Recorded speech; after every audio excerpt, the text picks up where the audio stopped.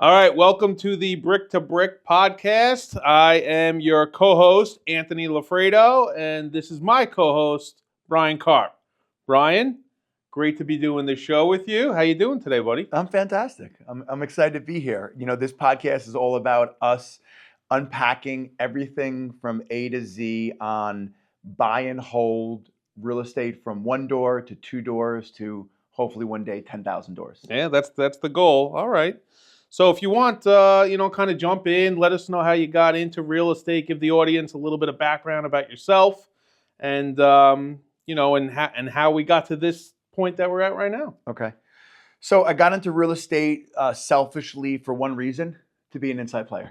Yeah. Right. I wanted access to the deals. That was the only reason this all started. I want to say that I had the first house hack before the word house hack was cool. Before the burr? Yeah, before you the were burn before burn? And what's that show that everyone, that podcast that got famous? Bigger Pockets. Bigger Pockets. Yeah. Before they had all these cool slang words, the Karps were doing it. Yeah. So it all started off, we bought a high ranch in Ronkonkoma. You're from Ronkonkoma, you know. Yeah. It was a high ranch in Ronkonkoma. This is when me and Jess were just dating. And I didn't tell anyone, I've never told anyone else this, but when we were just dating, I charged her $500 a month to live in the house. So me and her would live upstairs.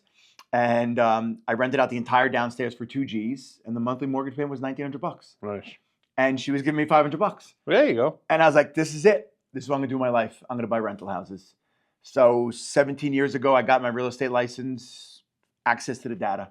Yeah.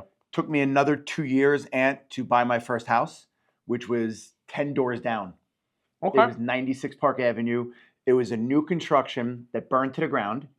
And then the insurance company rebuilt it, and an REO broker sold it. And I was scared shitless. I can curse, it's our podcast. Of course. I was scared shitless to buy it, where I must have waffled 20 times until my dad said to me, he was like, if you don't effing buy this, you better find something else to do with your life. And it was $220 for a brand new construction in Ronkonkoma. Right. That's not the land, Dan. No, that's everything. That's the whole. Wild. That's the whole thing. Ended up buying it. Had like your Mr. I call you the professor. Your Mr. Excel spreadsheet and all this nonsense. Like I had like 3,000 sticky pads with like, okay, this budgeted for sprinklers, this budgeted for roof. Like the roof's brand new, and I'm budgeting money to redo it. I was so scared. It went flawlessly. And after that, I was off to the effing races. Love it. It was like the first time, like, when you're like 11, 12 years old, and first time you notice a girl, and you're like, oh my God, like, holy cow. Like, I was like, whoa, let's effing go. And then you fast forward 5 years later, we had 10 single family rentals. And I thought that I knew, this is when me and you started to know each other a little bit. Yep. I thought I knew everything because I was buying these 700, 800,000 square foot ranches right around Lake Ronkonkoma and Hoaxville and Farmingville and Holbrook. And you've sold me multiple. And basically we were just gut renovating them and turning 1 bedrooms and 2 bedrooms into 3s. Right. Low taxes, right? Yeah. And that was great. And then I said, there's got to be something better, because I was like, I'm just burying so much cash. And then I was like, holy cow, there's 2 families. And then we started finding legal 2 families, which was nice because with the 10 single families, we had 10 roofs to worry about. Once we moved on to the 2 family, it was 1 roof. Right. And there was 2 incomes coming in. So when one of the single families was vacant, I'm 100% vacant. Yep. Not making any money. So once we found the 2 families, I'm like, this thing is the best thing ever. I'm like, and I mastered it again. And then I was like, there's got to be more than just 2 families. And then we started finding 3 families, 4 families, and 5 families. Few and far between on the island. They're almost impossible. Yeah. They're almost impossible. I had to trade Brody, my oldest son, to get the last one. Yeah. But we started moving the portfolio to where once I found the 2 families, I'm like, I'll never buy another single family. Yeah. And then once I found 3s and 4s, I'm like, I'll never buy another 2 family. I'm only looking for 3s and 4s. Right. And today we own 20 properties, which make up 46, 47 doors. Nice. The whole model for me was cash flow. That's all I cared about. Is I wanted passive income in case I had to go back to construction. Right. And now, how did you get the financing up for that first one? There was no financing. So I now, because of you and my brother, and both of you guys I look up to on the financial side, were preaching it to me. And I never, and I would not, I used to tell you guys to go F off. Yeah. And I was like, no, what I'm doing is the best way to do it, the best way to do it, the best way to do it. After we did our first syndication, which we'll dive into shortly, I'm like, holy cow, free bank money. And so what I did was probably a mistake, but I don't regret it, and I'll never go back and change it because today, you know, I'm financially free. Yeah, you're cash flowing ridiculous. Cash flowing, like what people make in a year, we make in a month off the Yep. portfolio. But I was just writing checks for it.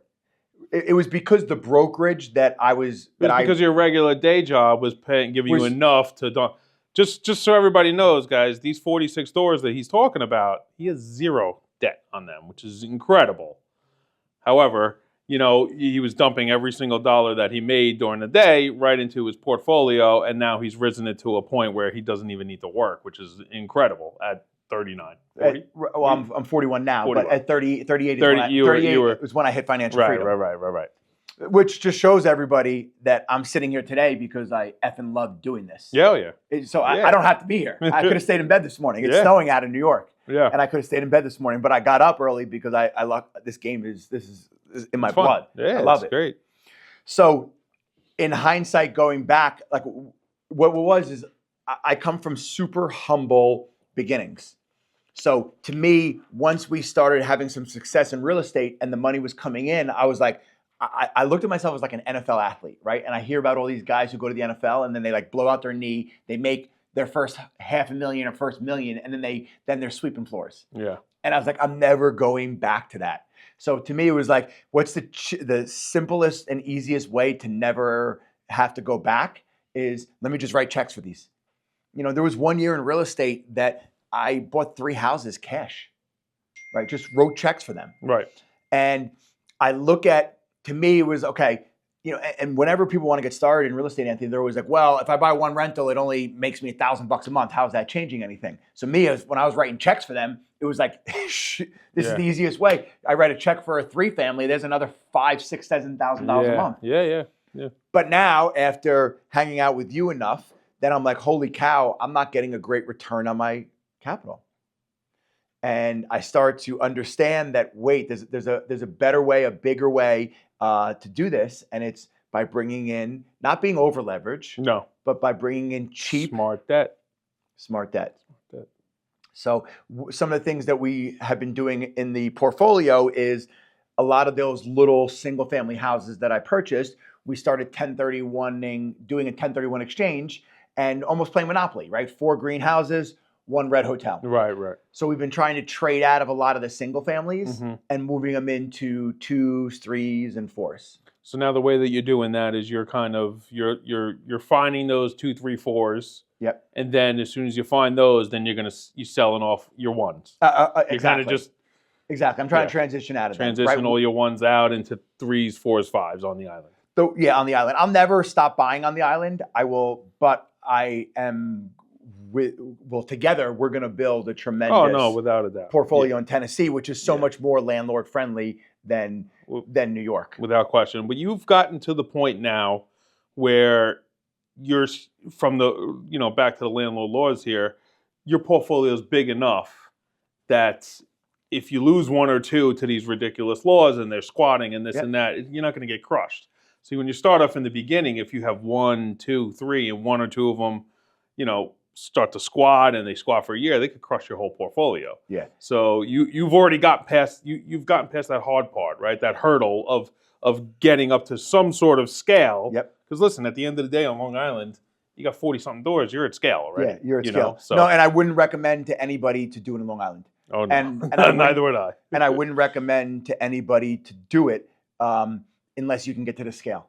Right. Because right now we have one that we're going to send eviction for January. And then we have another one who just said they're having a financial hardship. So me and Jess have to say, okay, do we want to walk through 2 evictions at the same time? Yeah. And you're right, with the scale of the portfolio and the cash flow of the portfolio, all right, so we lose $2,900 from this door and we lose $1,900 from this door. You're not even going to notice it. Right? So it's not the end of the world. Where if you only have those new investors, though, I wouldn't recommend it. No, especially when you need the rent to pay the mortgage. The mortgage, right? If you're taking out debt and everything like that. So no, I mean, congrats on getting the portfolio up to that, and now you're starting to see the other opportunities that are out there, right, in real estate and using leverage and smart debt and all of that stuff. So It took me 2 decades to understand it. hey, but you understand it. No, now I You're understand it. learning. And with that loan that we got on our first apartment complex together, a 5.49 10-year fixed commercial loan, I'm like, holy cow! Like the power of that is Oh, it's unbelievable. is just Yeah. is just insane. And I started to see it because I bought a 4-family about 3 years ago, right after COVID, and at this time I was just getting into the more doors. And I know for our listeners, 4 units doesn't sound like a lot, but in New York, that's a lot. Like these are hard to find 4s and 5s. And at the exact same time, I was buying my retirement house, which is a beach house on the North Fork. So I was buying that cash for almost 7 figures. And then this amazing 4-family fell in my lap. And I could have taken it down cash, but I didn't, because I didn't want to not have enough money just to run the business and the real estate side and always have an emergency fund for the portfolio. So I actually got leverage on this one. It's my one property in New York that has leverage on it. And really what I did is what we are doing now on our syndication was, this was a 4-family in Bohemia, okay? And it had basically 600 square foot, 1-bedroom apartments, one here, one here, one here, one here. Mm-hmm. So I took it with the tenants, because when you're buying multifamily, you have to take it with the tenants, basically. Yeah. Right? Every person who's buying a 2-family was like, I want it vacant. All right, dude, you want your 2-family vacant, but when I sell my 4-families to move into something bigger, I'm going to sell them to you with the tenants. Oh yeah. What do you think? I'm going to vacate the property? Yeah, no. So I took it with these 4 people, and there was an old woman down here paying like $800. This unit was vacant. This unit was like $750, and this unit was like $1,000. So as soon as we walked in, I said, okay, you could stay, but I'm moving you up to market, which basically kicked everyone out except one guy, who within a year, I got him up to 2,500, which is just shows that these landlords are tired. So right away, I was like, okay, perfect. The other 3 units, we actually turned into 2 bedrooms and did a little ruse and lipstick. Yeah. And that was the first building I took financing on. And when I was sitting there, that building cash flow was about $4,000 a month after the financing. And then I started doing the numbers, and I was like, holy cow, I almost wrote a check for $900,000 for this building, but I didn't. So what did I put down? 30%? $250,000? And I'm starting to do like the numbers and the return. The return percentages. Holy cow, this is like a 30% return. I'm like, wow, leverage. Yeah. Yeah. Leverage is powerful if used the right way. If it's used the right way. Yeah. So it that opened up my eyes, and it was funny because I had a conversation with my brother, who you know very well, and he was like, dude, you need, you need to put leverage so you get a better return. And I was like, dude, I can't move the capital quick enough. Right. And now with the Tennessee stuff, I think that we need more capital. Oh yeah. Because there's so much opportunity. There's the opportunity, yeah. Like Long Island, there's just not enough opportunity to move this capital. He's like, Bri, if you're getting these crazy returns, like, just what if I gave you $1 million or $2 million to deploy? I'm like, I can't even find the deals. Exactly. It's only nice now because almost 2 decades of selling houses and being the #1 agent in Long Island, where now we have the team and we have the structure where there's people to help me. But I was so busy in my business, I had no time to even look for deals. Right. Right. That was the other thing too. This is a full-time business. It's in itself, right? Going from sourcing the deal, getting the broker relationships, doing all that, finding the properties, flying down there, doing that. So yeah, it's a whole separate business that you were busy running your own business at that point. So what I tell everybody who wants to get into real estate is, first thing is you should have bought real estate yesterday. The second thing I tell everybody is you don't get wealthy in real estate for at least a decade.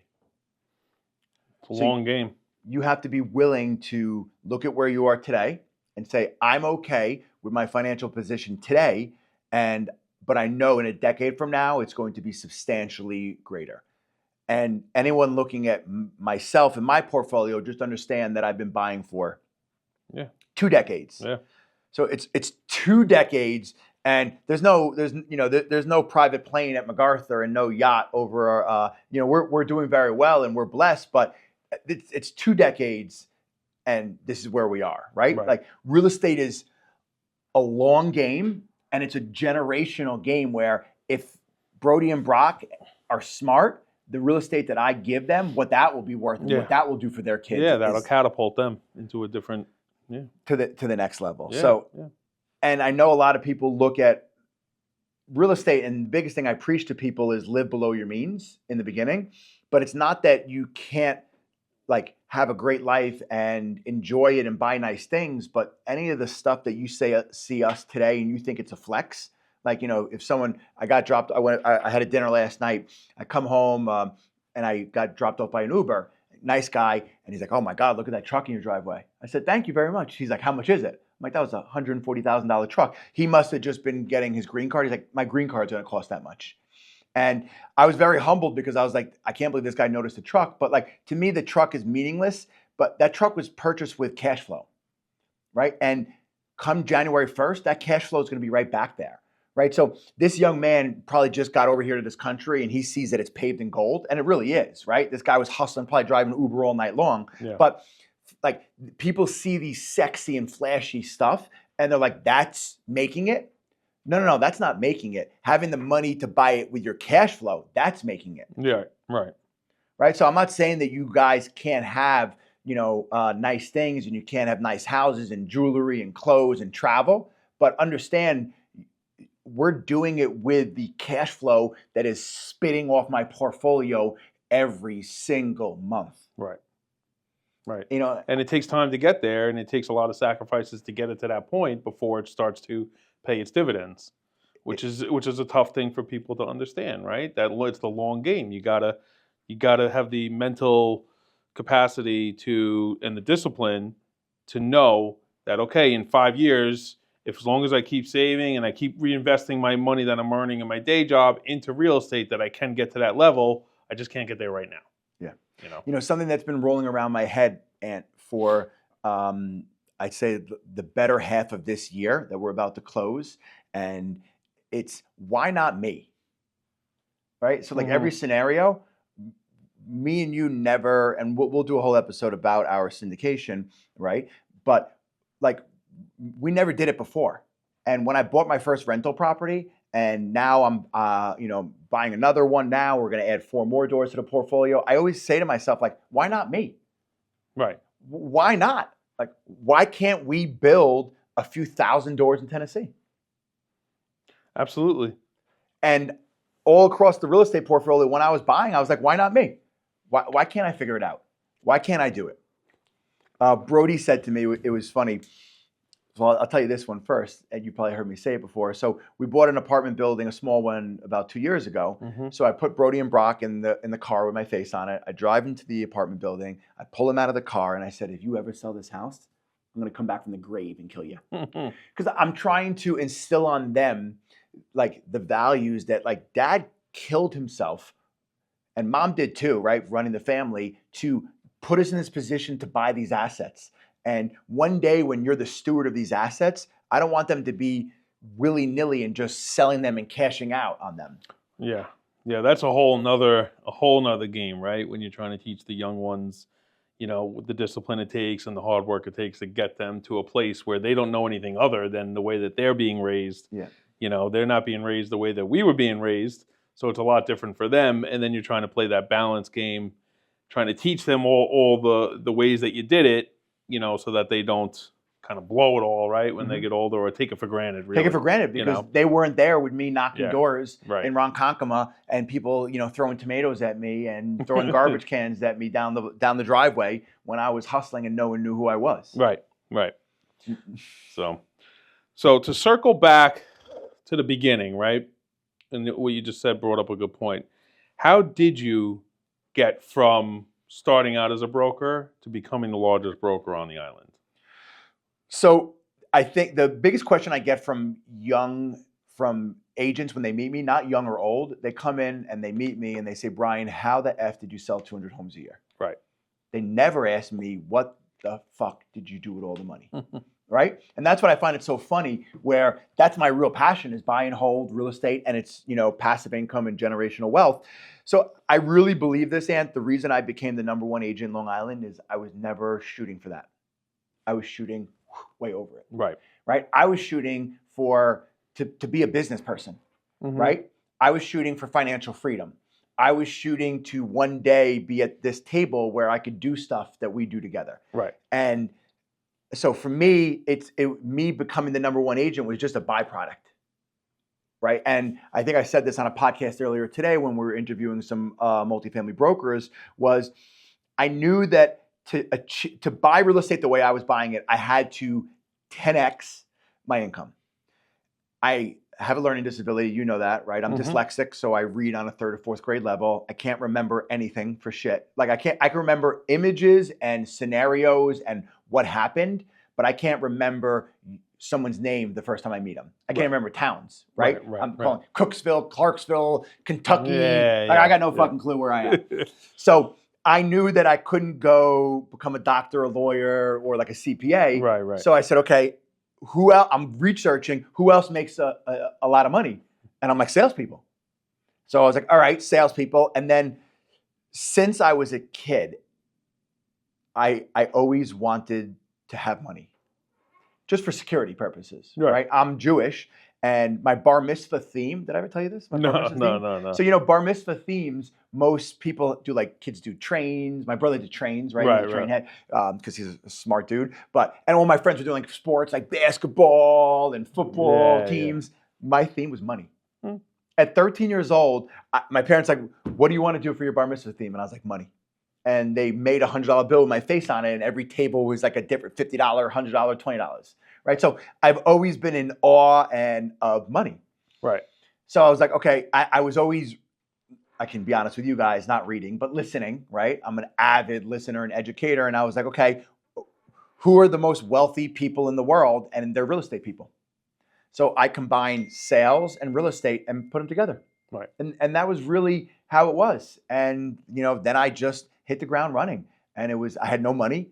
So it was door knocking, cold calling, and I had a full-time construction job. So I used to drive into Manhattan at 4 a.m. I would pretend to be a construction worker. And then 2:30, 3 o'clock, I would drive home. I would hustle all that hour and a half from Manhattan to Long Island on the phone, trying to put deals together and find leads. And then I would hit the streets till 10 o'clock at night and do it over again. And I did that for a decade straight before anyone knew who I was. And to bring everything full circle, it's just my why was so much bigger than every single real estate agent. All they wanted to do was sell a few homes, or sell 10 homes, sell 20 homes so they can go on a vacation or buy a Lexus or buy a watch or flex in some capacity. Right. Where I was like, no. I got to sell 100 homes because I know 100 homes equals $1 million worth of commission. Right. I know 200 homes equals $2 million commission. Now, is it all yours, or are you having other agents do the work for you? But I knew like the matrix of the numbers I needed to have enough capital, because my stupid ass was like, I'm writing checks for houses. Right. So that's what I had to do. Right. What I could tell everybody who has made the decision to buy real estate, and this game of life is so long but so short at the same time. What I mean by that is, yes, I've been in real estate for 17 years, and I grinded my face off, and it was torture, waking up at 4 a.m, going to bed at 11, 12 o'clock at night. But I remember this much of that, right? Right. And now I'm in this life that I want, doing what I want with my time and my money. So to anyone, if I'm going to give them advice, like, put your effing head down now and just crush it, right? Because you'll get to that finish line. If it's a year, 2 years, 3 years, 5 years, you'll get it. You're not even going to remember the sacrificing you do, right? I do 45 minutes of cardio every single day. If I say that to someone who doesn't work out, you're like, that's bananas. I don't even remember it, Ant. Right. I did it this morning. I didn't even think about it because it's just so ingrained within me. Right. So this game is so short, but so long at the same time. Makes sense. Right. So put your time in now and take your money and bury it in real estate. And I really mean this. And I know this is self-serving because of what we are doing as syndicators. But if I was to do it all over again, right, and I have my portfolio today, right, 19, 20 properties, and someone walked in this door and said, Bryan, I'll give you $15 million for your portfolio, I would take it in a heartbeat. Yes, I would have to call Jess because with our personal portfolio, but within 5 minutes, she would say yes, and we would pull the trigger. because now that I know that there's a vehicle that the average person could bury money in and still be in real estate, but not have to hunt the deals, source the deals, manage the deals. I wish I would have known about that, to be honest with you. Right. Right. And so many people come to me and they want my business model. So I say, okay, you gotta dominate a business, crush a business, make a lot of money, and then go buy houses. And they're like, all right, I crushed my business. I work so hard. Long Island's so expensive. So I have an extra $100,000. That doesn't even get them in the game, Ant, to buy a rental house. But what they could do is take that $100,000 and you don't like me and Anthony, that's fine. Put it in someone else's syndication. Right. Right. Right? Yeah. So put it in there, let it earn its money, right? Be a part of the game, be a shareholder. Be a shareholder, be a Right. limited partner, and You're go. a partner in this building now. Yep. Right? That's being ran by professionals and all that. And then the other thing from a logical standpoint is that money is no longer at your disposal to go buy those watches, the cars, the vacations and all of that. It's tucked away. Let it make its own money. Let the money work for you, and just keep hustling in your day job and do it again and do it again and do it again. Dude, you hit it. Like every year, this time of year, I go broke, clearing out every bank account besides the emergency fund. But the thing that we buy with it is real estate, right? Exactly. Right. If you follow me and watch me, towards the end of the year, I'm always going to say I've been a really good boy for Christmas, and I'm going to treat myself and buy a 4-family. Right. Like I'm out hunting at the end of the year because I got to go spend that money. Yep.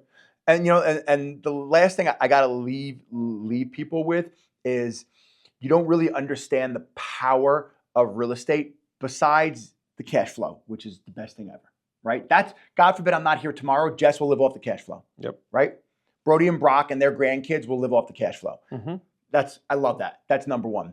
Number two thing is the appreciation, right? I just did something on Instagram yesterday where I'm once a week on Throwback Thursday, I'm plucking a house from my portfolio. I'm going to show you what I bought it for, and then I'm going to show you what Zillow says it's worth. I just grabbed this 1-bedroom cottage that I own in Nesconcept. I paid $199 for it. Zillow says it's worth $415. That's 4 years. So I doubled my money. All right, so we got cash flow. On top of cash flow. On top appreciation. And then, whoa, you hit it. And then the taxes. Yep. Right? So the money that you make, you're able to offset with depreciation from your rentals. And rental real estate, you could depreciate for 27 and a half years. Mm-hmm. And then there's something that I only started to deploy about a year ago, which is called the cost segregation study. So what that basically means is instead of me waiting 27 and a half years to get all of that, I could take it all in years 1 and 2, which allows me to still make a great income in my day business, but not pay much tax on that. Right. More money today doesn't mean more watches and more fancy jewelry. It means more real estate. Yep. Love it.